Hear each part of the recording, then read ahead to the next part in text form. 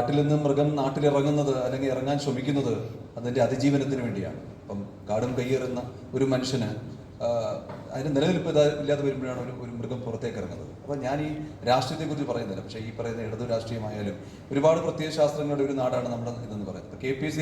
KPSC പോലുള്ള ഒരു സംഘടന കലയിലൂടെയും നാടകത്തിലൂടെയും ഒക്കെ ഒരു പ്രത്യയശാസ്ത്രത്തെ അവതരിപ്പിക്കാൻ ശ്രമിച്ചത് ആ നാടിൻ്റെ ഉന്നമനത്തിന് വേണ്ടിയായിരുന്നു. ഇന്ന് ഓരോ വിഷയങ്ങളും നമ്മുടെ സമൂഹത്തിലേക്ക് എടുത്തിടുന്നത് എന്തെങ്കിലും ഒളിപ്പിച്ചു വെക്കാനാണ്. നമുക്കറിയാം, ഹേമ കമ്മിറ്റി റിപ്പോർട്ട് വന്ന് കത്തി നിൽക്കുന്ന സമയത്ത് മറ്റൊരു വിഷയം കടന്നു വരുന്നു, അതിനുശേഷം മൃഗം പുറത്തിറങ്ങുന്നു, അതിനുശേഷം മറ്റൊരു പ്രശ്നം പുറത്തിറങ്ങുന്നു. ഇതൊരു സൈക്കിളായിട്ട് നമ്മൾ പോയിക്കൊണ്ടിരിക്കുകയാണ്. ഇതിന് ബോധവാന്മാരാകേണ്ടത് ജനങ്ങൾ തന്നെയാണ്. സത്യത്തിൽ എല്ലാ പ്രത്യയശാസ്ത്രങ്ങളും കാറ്റിൽ പറത്തി വ്യക്തിചിന്തയിലേക്കും അവനവൻ്റെ തെറ്റുകളെ മൂടി വെക്കാനായിട്ട് ഓരോ പ്രശ്നങ്ങളെ കൊണ്ടിടുകയാണ് ചെയ്യുന്നത്.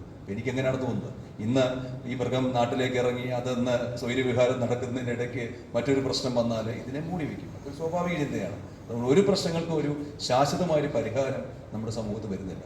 അത് ഈ പറഞ്ഞ ഇടചിന്തയായാലും മറ്റേത് സംഘടനയായാലും എനിക്കെങ്ങനെയാണ് തോന്നുന്നത്. തേറ്റ സത്യത്തിൽ ഈ ഒരു വിഷയം ശക്തമായിട്ട് മറ്റൊരു തലത്തിലാണ് കൈകാര്യം ചെയ്യുന്നത്. കാരണം വേദനിക്കപ്പെട്ട ഒരു മൃഗത്തിൻ്റെ ഒരു പ്രതികരണമാണ് ഈ സിനിമയിൽ. അവൻ പോരാടുന്നത് മനുഷ്യൻ്റെ മനസ്സുമായിട്ടാണ്. അവിടെ തേറ്റ അത് വ്യക്തമായിട്ട് പറയാൻ ശ്രമിക്കുന്നുണ്ട്.